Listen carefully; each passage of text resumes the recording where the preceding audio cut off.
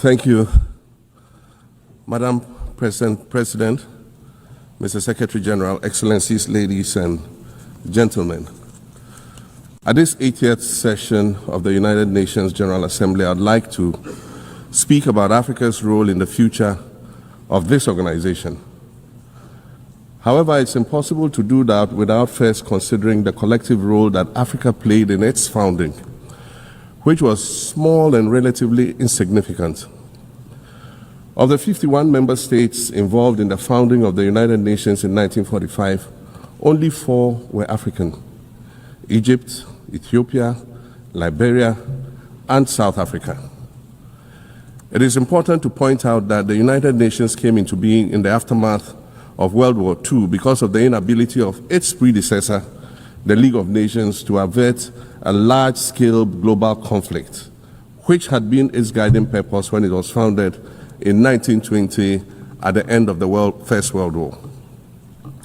Out of the 42 founding member states of the League of Nations, only 3 were African: Liberia, the Union of South Africa, and Ethiopia. Egypt was to join later in 1937. Africa's overall participation in the organization's founding was minimal and relatively unimportant. That's because before all the other talks and meetings, representatives from a group of 14 nations gathered in Berlin for a series of discussions that began in 1884 and which led to the partitioning and formal colonization of the African continent, which is also called the Scramble for Africa. It has famously been written that past is prologue. Well, in the past, the majority of the 54 nations that now comprise Africa were never offered a seat at the table where plans for a new world order were being drawn. But, Madam President, as fate would have it, the tables are turning, and Africa's role in the authorship of whatever is yet to come for this world is going to be huge, and it will be consequential. According to this organization's own projections, by the year 2050, more than 25% of the world's population is expected to come from the African continent. Additionally, by 2050, 1/3 of all young people aged between 15 to 24 will be residing on the African continent. So you see, the future of this world is African. Allow me to say this once again a little louder for those of you in the back. The future is African.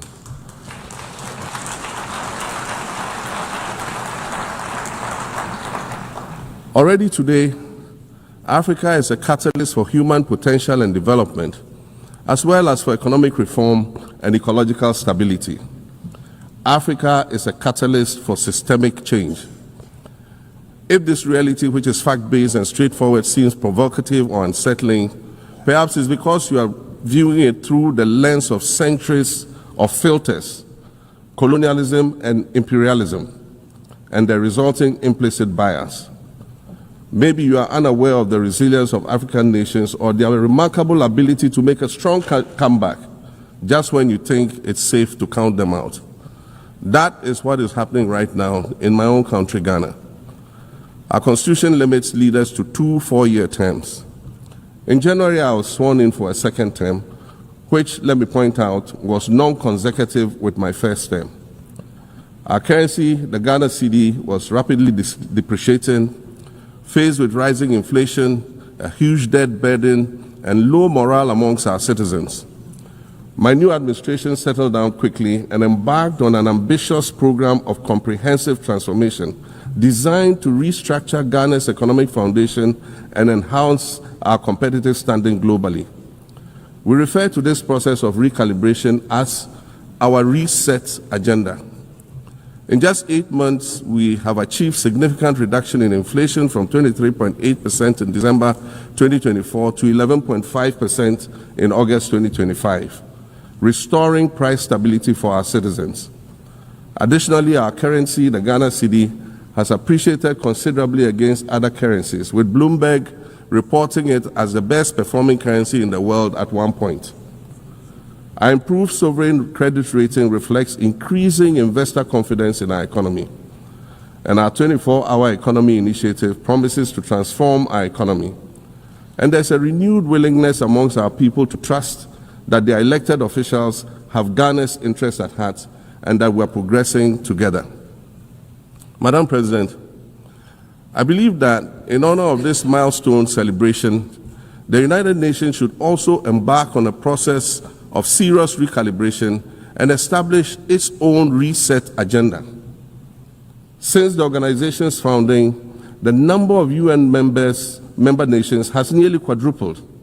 And quite frankly, it is not the same world that it was back then when the UN was formed. I mentioned earlier that I began my second non-consecutive term as president this past January. My first term ended in January 2017. In that span of time, 8 years, the world has changed with such ferocity. My first days in office after my return felt as though I had just awakened from a Rip Van Winkle-style sleep. Now, no, that was only after 8 years. Imagine then what it will be like after 80 years since the founding of the United Nations. In 1945, the sun had not yet set on the largest empire in history. The most common mode of international travel was by sea.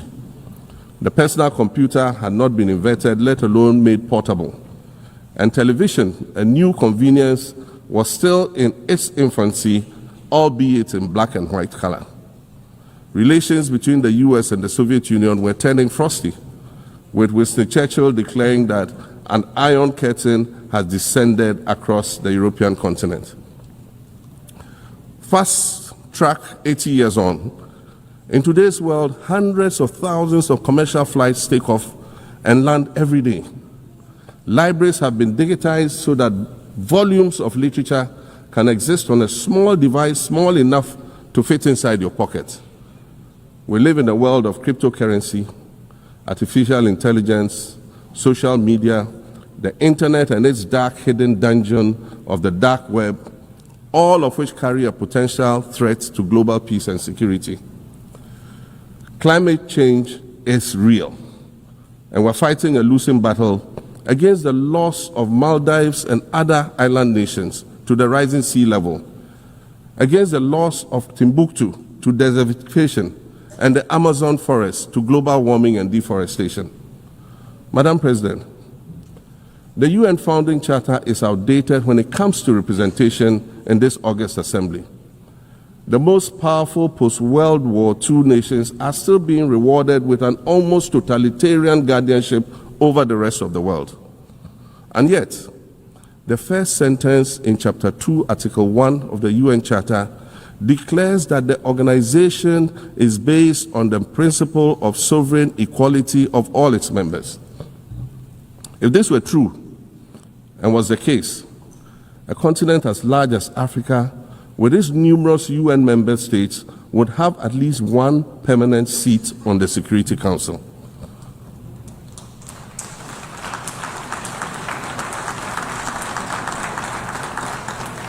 Furthermore, we believe that veto power should not be restricted to only 5 nations, nor should it be absolute. There must be a mechanism in this House for the General Assembly to challenge a veto. No single nation should be able to exercise an absolute veto to serve its own interests in a dispute. In 1995, during the 50th anniversary of the United Nations, Nelson Mandela stood in this very spot, and he said, "The United Nations has to reassess its role, redefine its profile, and reshape its structures. It should truly reflect the diversity of our universe and ensure equity among the nations in the exercise of power within the system of international relations in general and the Security Council in particular." I close quotations. 30 years later, we African leaders are still making the same simple request for a permanent seat on the Security Council with the power of a veto. So today, Madam President, I stand here in this exact spot and ask the world, if not now, then when? We demand not only a reform of the Security Council, but also a reset of the global financial architecture, which is currently rigged against Africa. Africa must have a greater say in the world's multilateral financial institutions. And while I'm making requests, I'd like to call for the removal of the blockade on Cuba. As Dr. Kwame Nkrumah, our nation's founder, famously said, "We seek to be friends with all and enemies to none." The Cuban people shed their blood on African soil in the fight against apartheid. And indeed, Cuba has been and continues to be a faithful friend of Africa. You see, the very fact that I can stand here and ask these things and say these things, and the fact that all nations can ostensibly gather here to address critical global issues, air our grievances, and express our concerns, that is what makes the survival of this organization so important. In every old city or village, you will find a town square, or a courtyard, or a plaza that once served as a gathering space for the citizens of the community and their leaders. Meetings and celebrations were held there, as were trials and elections. And these were spaces that brought people together and held them together as a community. Sadly, time and technology have eroded these spaces. Madam President, in many ways, the United Nations is the proverbial town square of our modern global village. And it has never been more critical for us to protect this one space that brings and holds the world nations together as a community. The internet, social media platforms, and artificial intelligence offer us the illusion of connectivity, when in fact what they do is reinforce isolation by using algorithms that ensure that we do not receive new ideas and perspectives, but rather more of the same content.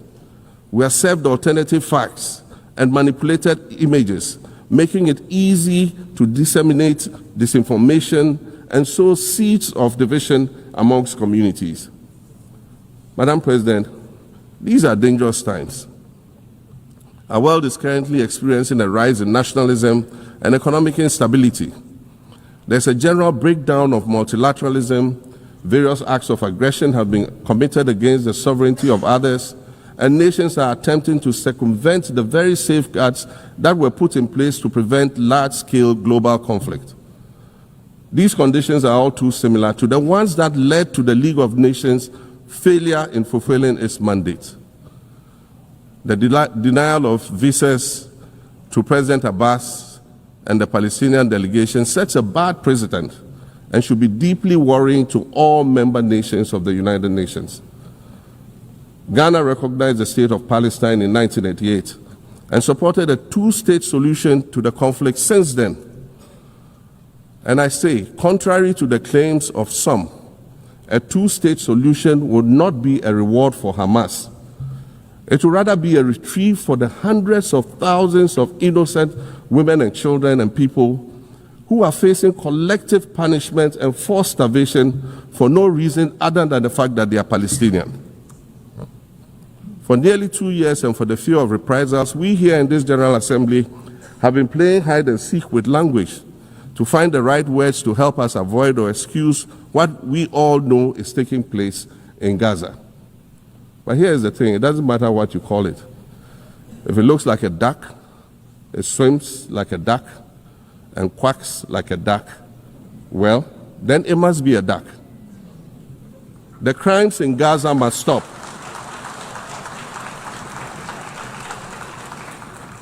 The crimes in Gaza must stop. Madam President, I also want to draw particular attention to the conflict in Sudan, which this body has described as the world's largest humanitarian crisis. 12 million people have had to flee their homes. And when we speak of migration, we refer to the 12 million new Sudanese refugees, whom we as a global community should be willing to assist in much the same way that many member nations readily assisted new refugees coming out of Ukraine. Let's dispense with the euphemisms and dog whistles and speak frankly. It is not a mystery that when leaders of Western nations complain of their migration problems, they are often referring to immigrants from the global south. But many of those immigrants are climate refugees.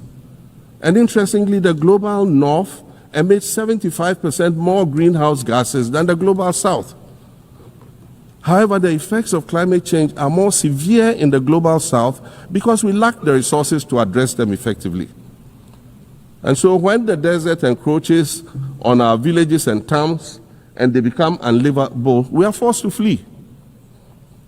Warsan Shire, a Somali-born prophet, a Somali-British poet born in Kenya to Somalian refugee parents, was London's first youth poet laureate. She writes in her poem titled Home, and it says, "You have to understand that no one puts their children in a boat unless the water is safer than the land. No one bends their palms under trains beneath carriages. No one spends days and nights in the stomach of a truck feeding on newspaper unless the miles traveled mean something more than just a journey." Madam President, we cannot normalize cruelty. We cannot normalize hatred. We cannot normalize xenophobia and racism. If we're going to tell a story, let's not tell it slant. Let's tell all the truth. When we speak of migrants, we speak of Mahama Ewusi Mensah Frimpong, a judge on the U.S. District Court for the Central District of California. She's the first black female judge on any of California's 4 federal district courts. She was born here in America to immigrant parents from Ghana. We speak of Peter Bosman, a medical doctor in Ghana who moved to the town of Piran in Slovenia in the 1980s and later became the first black mayor of Piran, the first black mayor in Slovenia and in the whole of Eastern Europe. We speak of T. Michael, the iconic Ghanaian Norwegian artist and designer. And of course, we speak of the late Kofi Annan, former United Nations Secretary General.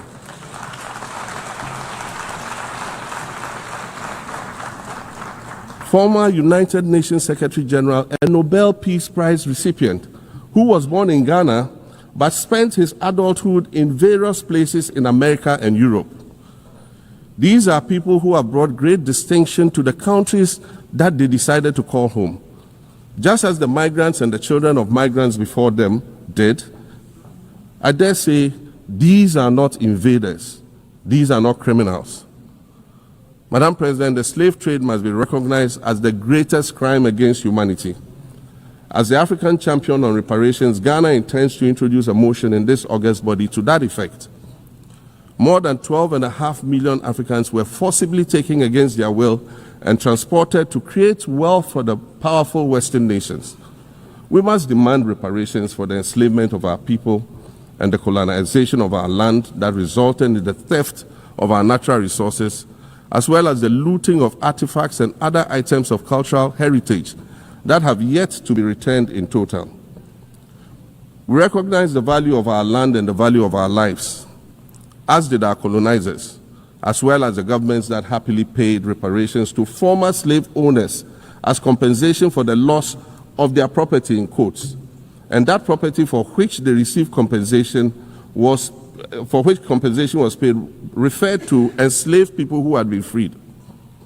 Madam President, an increasingly insecure world is witnessing upward spending on defense budgets of bilateral partners and steep cuts in official development assistance. Since July 2024, it is estimated that there's been a 40% drop in humanitarian aid globally. In this era of global uncertainty, Africa must exercise sovereignty over its natural resources to raise the necessary funds to ensure the well-being of its citizens. The days of parceling out vast concession areas to foreign interests for exploitation must come to an end. We'll continue to welcome foreign investment, but we must negotiate better for a bigger share of the natural resources that belong to us. And we must insist on value addition to these resources. We're tired of the continued image of poverty-stricken, disease-ridden rural communities living at the periphery of huge foreign-controlled natural resource concession areas. We're tired of having people extract the most they can from us and in return offer us the very least by way of respect, consideration, and dignity. We're tired of not being represented in ways that reveal the richness and complexity of our history or acknowledge all that we have overcome to arrive here in this liminal space of untold possibilities. Allow me to echo the Indian-American writer Arundhati Roy, who wrote, "Another world is not only possible, she is on her way. On a quiet day, I can hear her briefing."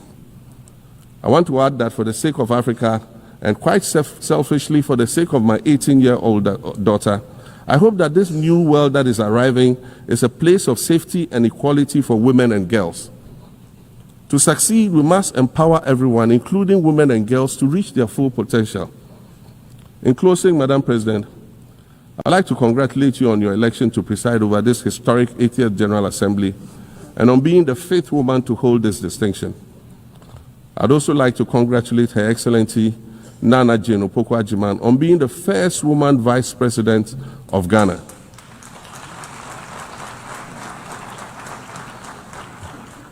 Now every Ghanaian girl knows the heights to which she can ascend.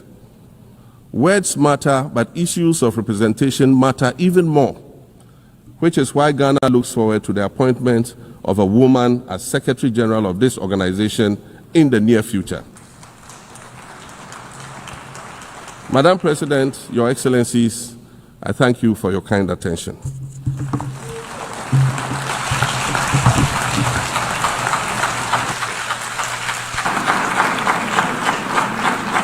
On behalf of the General Assembly, I wish to thank the President